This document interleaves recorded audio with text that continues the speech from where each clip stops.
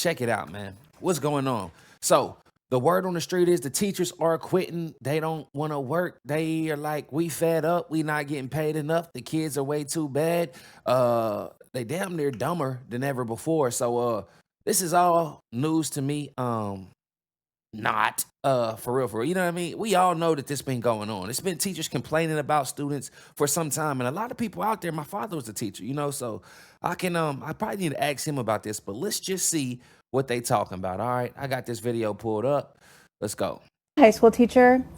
It is 4 weeks into the school year with students, and I am at my limit already.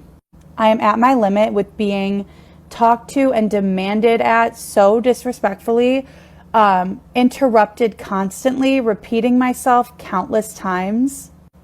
This year feels worse. This year feels worse than the last 5 years I've taught.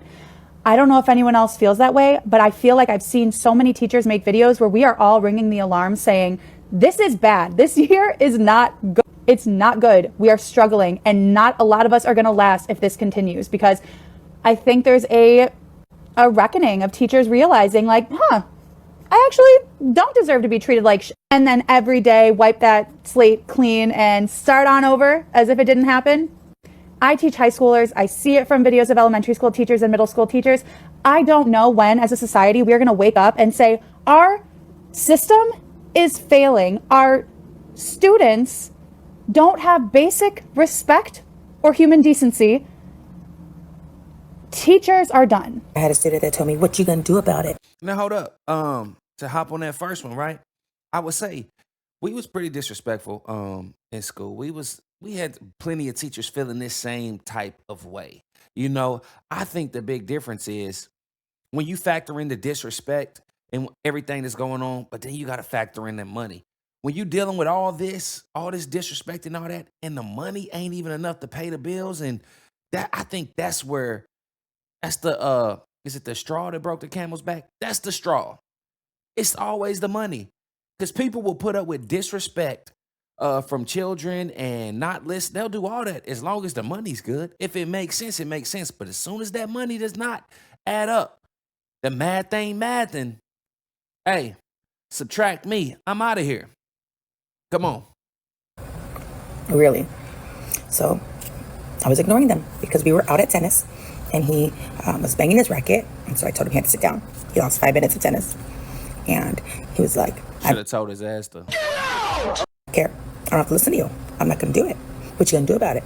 So then he was in my space. So I said, I need you to back up. What you going to do? What am I going to do? What are you going to do? I don't know how to handle it. They say ignore negative behavior. So I was ignoring negative behavior, but he wanted a reaction. Lock him up. But now my anxiety is a little high and my nerves are a little fried, but he wanted a reaction. I was trying not to give him one. Well, guys, I made it a week. Okay. And I asked to put my resignation in.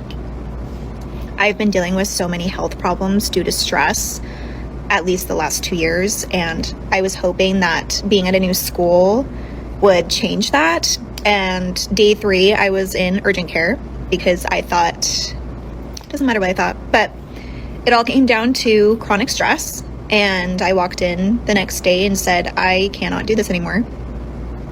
And, you know, one of the questions people ask me is why are teachers quitting so much?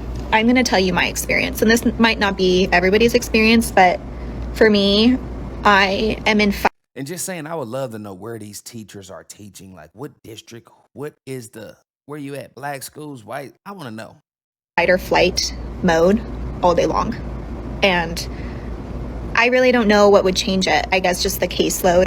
It's so much pressure in so many different areas. It's hard to explain to people that aren't in it. Like, it's not the kids, at least at my school. For some, it's different. At this school, it's not the kids, it's not the parents. It's the workload. I narrowed it down to 2 choices. I said, okay, number 1, I either need to make peace with working 50 to 60 hours, and I need to go get some antidepressants. Option number 2 is make peace with quitting and trying something new. And that's what I decided. You what?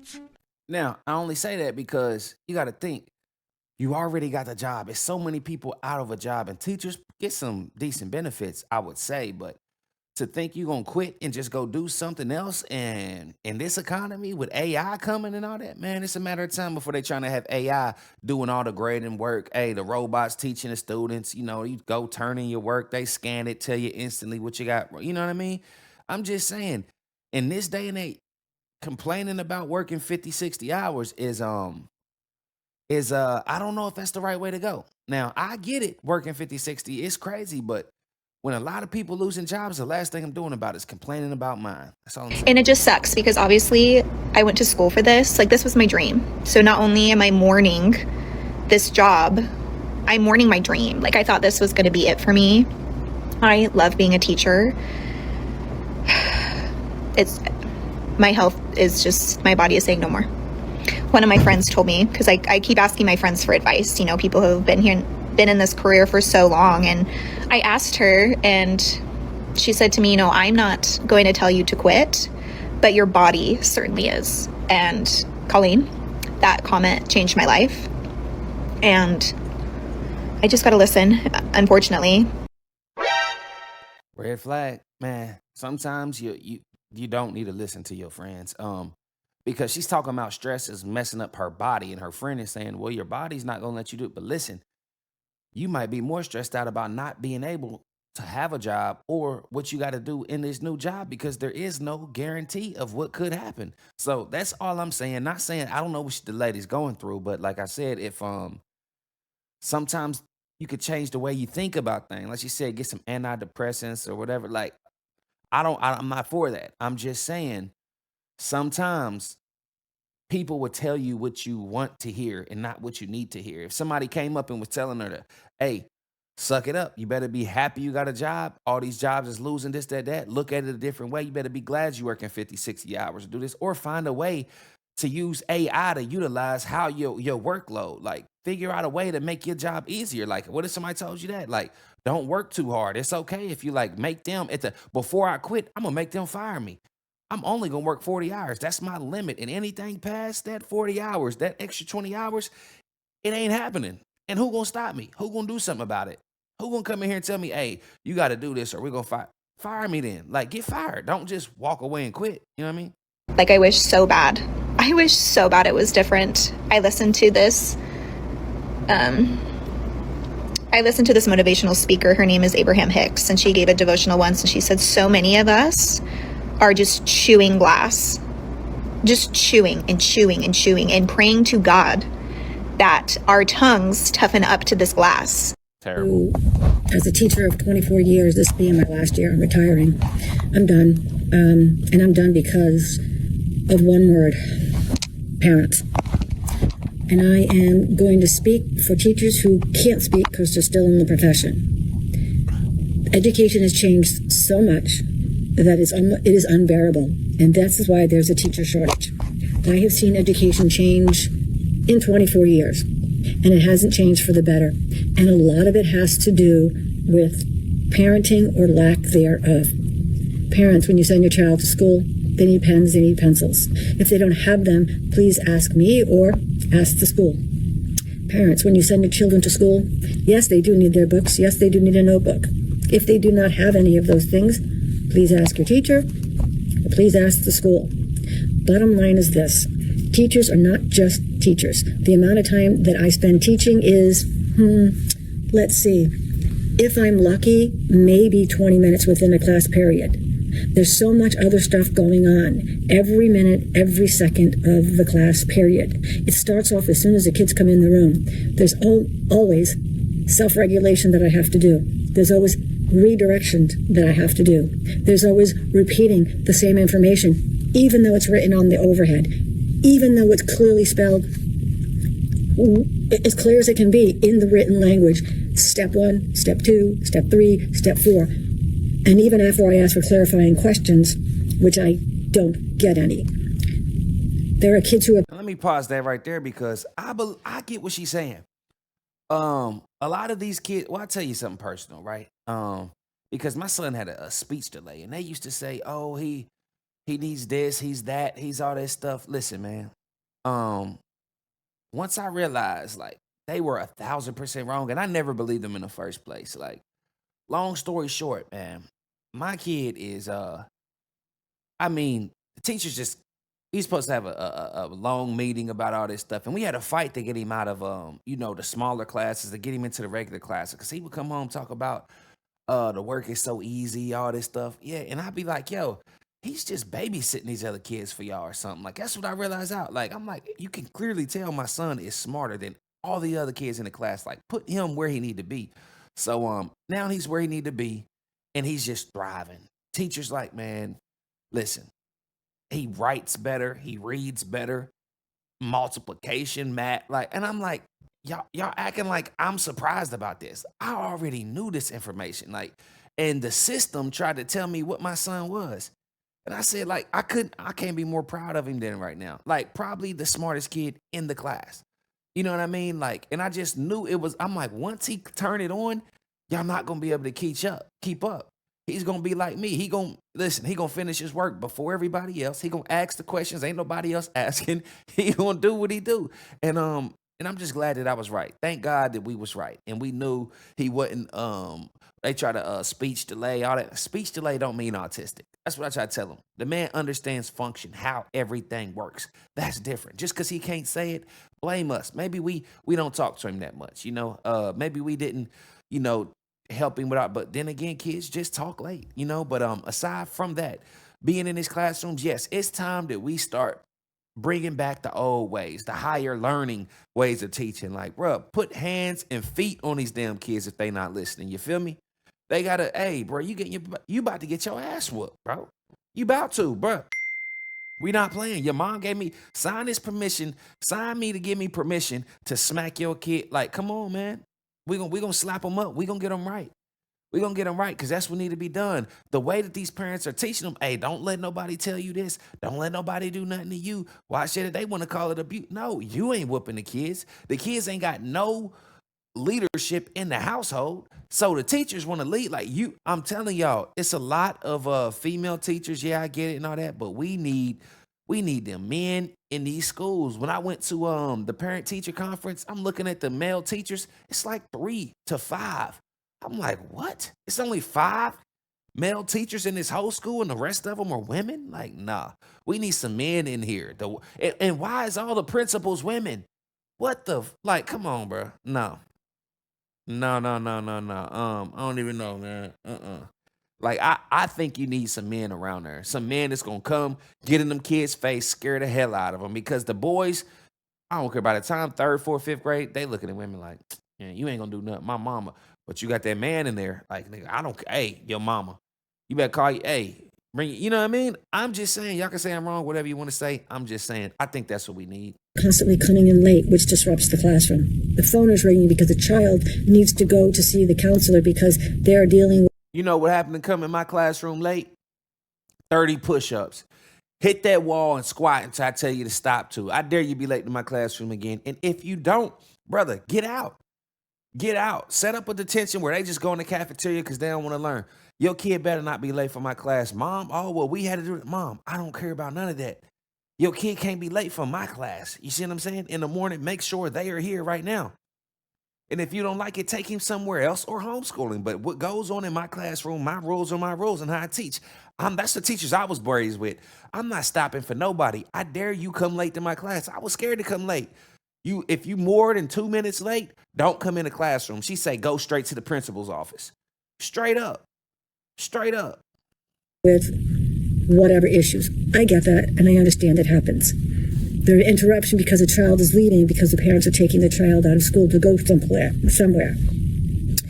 There are interruptions in the day because I have to fill out an independent contract for a child who's going away for a month to Italy or to India. So that means I have to make special lesson plans for that child, which they don't do, by the way.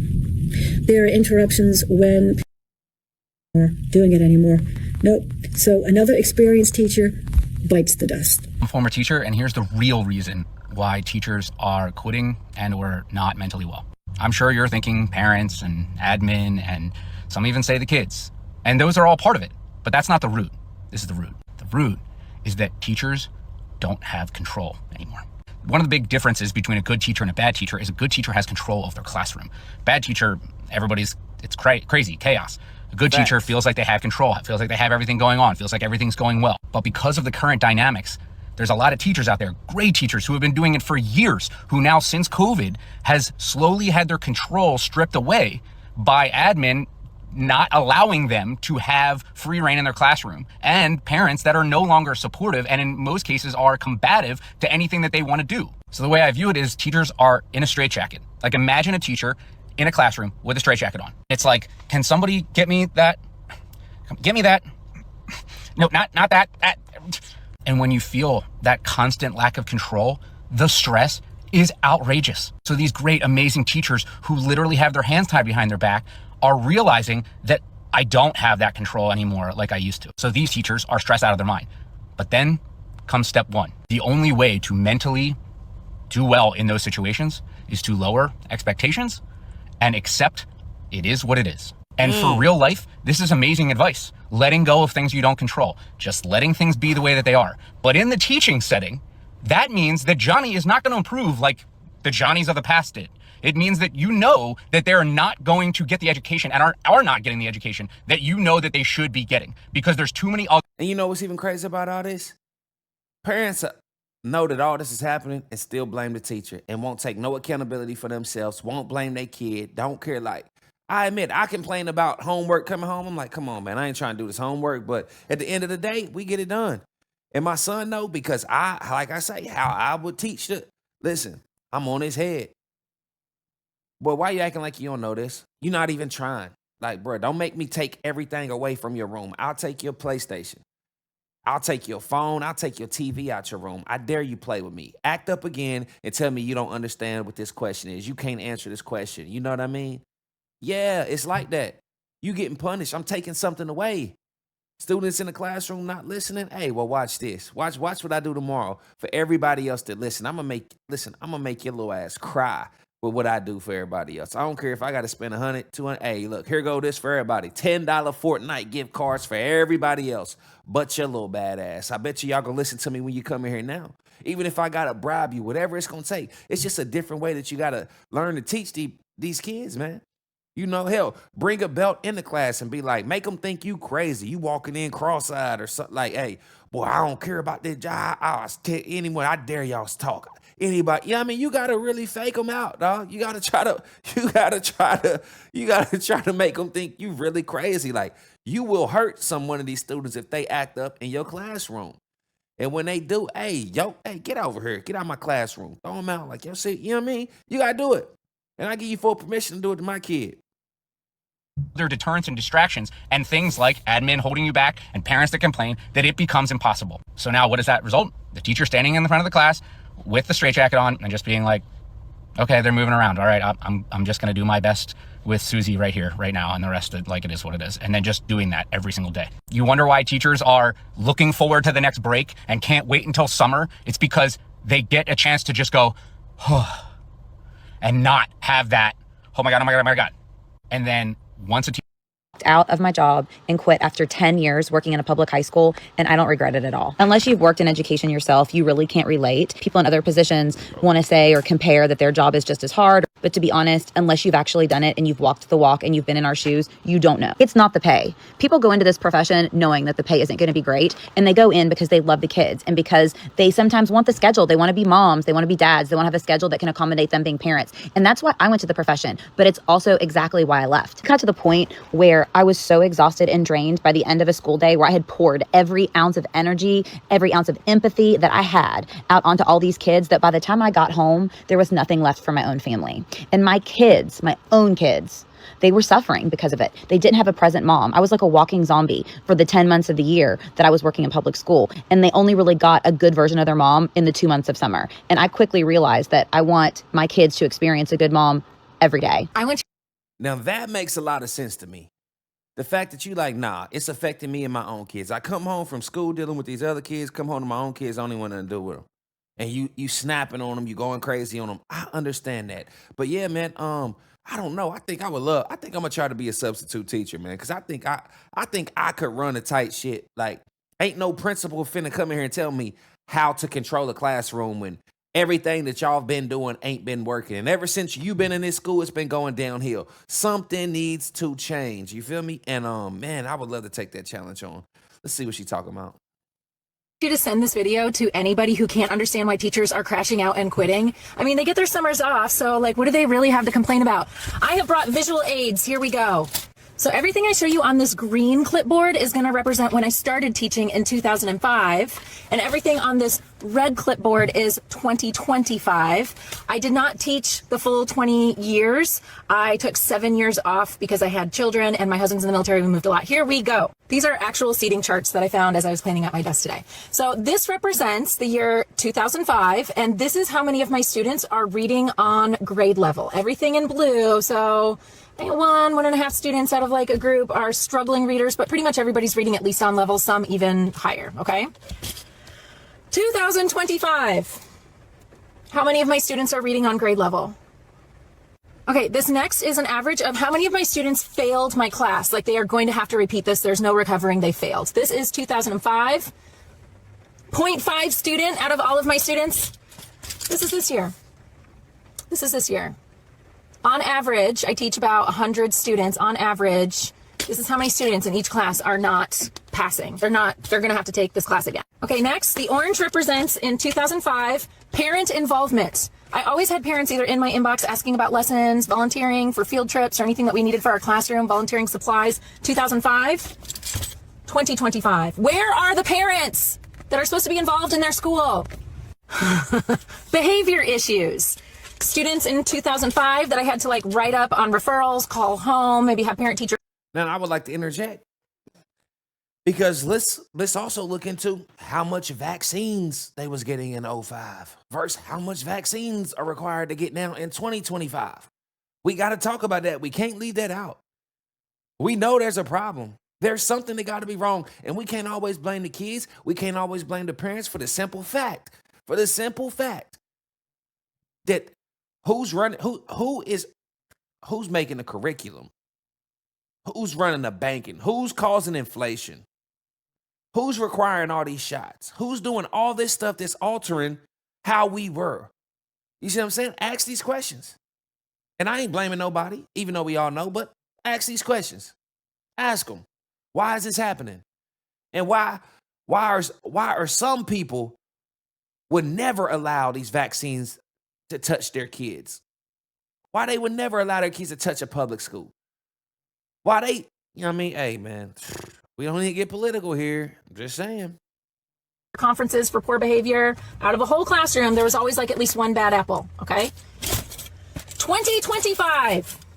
Put your cell phone away. Why are you showing up to my class 15 minutes late? Don't talk to me like that. Don't call them the N-word. You know, if there's anything that being a teacher has taught me, it's analyzing data and trends. And I just don't like the current trends. So that is why you are seeing teachers leaving like in a mass exodus, just in. Now, you could say people have gotten more sensitive, and you might even be able to bring the cause to say cell phones and social media and, like she say, trends and all this stuff. Okay, we can get that. But whipping they ass will solve that. Bring that paddle back. Pull them pants down, whack, whack, in front of the whole classroom. You're going to get embarrassed. You're going to be shamed and all that. Bring back shame. Bring back everything like that. And if your parents want to smoke, hey, we got somebody they can box if they want. We got a school boxer if we got a female and a male boxer, professional boxers. For any parent that want to enroll their kid in here and don't like how we running things, they can get their ass whipped too. Straight up. That's how we run this. That's how we run this type shit. Now, when your kid graduate with honors and can read and can go get a job, it ain't silly like thank us later. Droves exiting the classroom this year. And everybody. These kids are mean, and they're making the classroom a war zone, and they're getting zero support from parents at home and from admin on their campus. This 100% stems from the stuff that they have to deal with day in and day out from 8 a.m. to 3 p.m. inside their classroom. It's the stuff that you have to deal with inside your classroom that makes you burn out and makes you never want to come back. I understand that so many of our kids are dealing with rough lives at home and are dealing with trauma, dealing with mental illness, dealing with learning disabilities. All of those things make it difficult to thrive in school, and I understand that. But the problem is that all of those things are no reason to treat other human beings like a piece of garbage. Regardless of your opinion of teachers, most teachers that I know wake up every single day excited to teach whatever lesson that they've spent hours planning and creating, and they want to have a meaningful experience with the students in their classroom. They want to have a good day. And I know, speaking for myself, I woke up every day praying that it was going to be a good day, praying that the kids that I had that day were going to be as excited about the content that And I'm gonna be honest with you. I believe if our teachers had TikTok back in the day, they'd be on here doing the same damn thing, complaining about us. Because when I tell you, they had the nerve to separate the women from the men in middle school, and it was all boys classroom, dog. And we had so much class clowns in there, man. Listen, I remember I got suspended because we was teasing our teacher that she ain't have a real boat. She stopped what she was doing and teaching and pulled up her website and her little blog. I think it was Miss Ransbottom. Shout out to Miss Ransbottom. I'm sorry about that, by the way. But for real, we was all laughing at her. And then at lunchtime, I went into her classroom because the door was unlocked, and I wrote "no boat" on the wall. And by the time I came back, we was all waiting on her. She walked in and seen that "no boat" in front of everybody, straight to the principal's office. Ronald Beatty, please come to the principal's office. 3 days, just like that. Go ahead, your mom's shop down there, beat it. But yeah, so I'm saying we was torturing them back then too, but they just had thicker skin. And I may be attributing some of this to everybody's weak now. Everybody's so emotional. Everybody's so offended. You know what I mean? Like, don't nobody care. Tell that kids, man, sit the fuck down. Sit the fuck down before I send your ass to the principal office. Tell them that. You know, I don't mean to cuss, but tell them, man, you better sit your ass down. Think I'm playing with you, boy? Ain't nobody scared of you. I'll take your phone and break it. Then what you gonna do? Yeah, what you gonna do? Straight up. Hey, as soon as y'all walk in here, let me catch somebody on the phone. I dare you. Let me catch somebody by the phone and I'm kicking you out. Just like that. You gonna fail.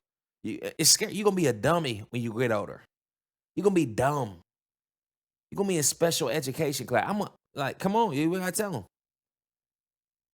Tell them folks, you ain't going on no field trips. You're not going out for lunch. You can eat in the classroom. You're not going out to play on the plate. Like, you get no privileges.